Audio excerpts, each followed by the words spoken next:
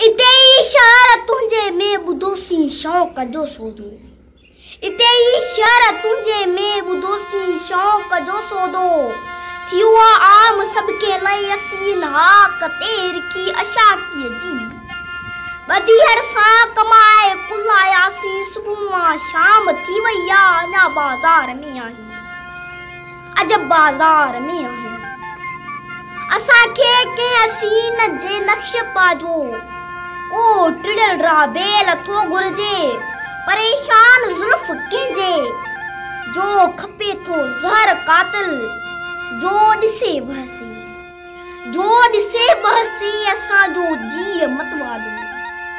असांखे कंहिं छिनल पाज़ेब जी घायल अधूरी गूंज घुरिजे थी। लुड़ाटियल जर मथां तरंदड़ बबुरजे फूल ॾियण वारी मुसाफ़त जो पतो घुरिजे। असांखे सावणी जी आख़िरी छछखार में सिपजी वयल मोती मिलियो नाहे, ॾिठो नाहे। किथे मोखीअ जे रेशम हथ मां तिरकी किरियल कंहिं जाम जो गमगीन शुकारो। सिरह जी चोट तां मिठड़ी चुमी सा अलविदाई चेट वारे चंद्र जी वरतल। पुराणे सिरह जियां चूड़ियल निमाणी यार के झूनड़े मल्लाह जे दिल जी खरीदिया हाव बारियल चांवरन जे थाल जेड़ो। सो सुहाणो ख्वाब जोबन जो सबा जी नरम हल्का पैर खणंदड़ के हसीना जो। समूरी लज सारे होरनिया मुर्की रहे जा पांद लहराए हवा जा रुख बदलाए। अखियन जे नंढड़े बेखुद इशारे सां खिजा जे खार ज़ारन में बसंतो बोध मोटाइण पुछी जे सच्चे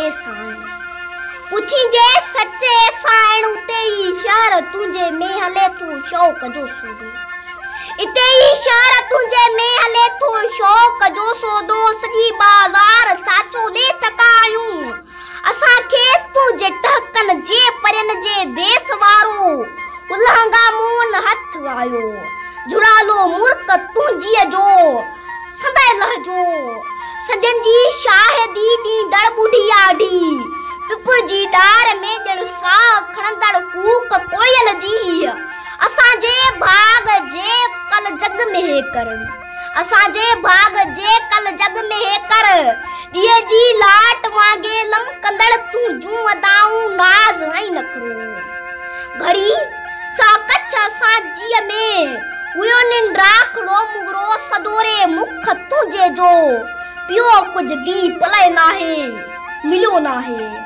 हिजर जे वाव जी ज़ोरावरीअ में सो असांजे हिन वहीअ जे हथ मां उड्रियल अजब रुमाल ॻाढ़ो वसुल तुंहिंजे जो। समूरो साल ॻाढ़ो वसुल तुंहिंजे जो। अजब रुमाल ॻाढ़ो वसुल तुंहिंजे जो। समूरो साल ॻाढ़ो वसुल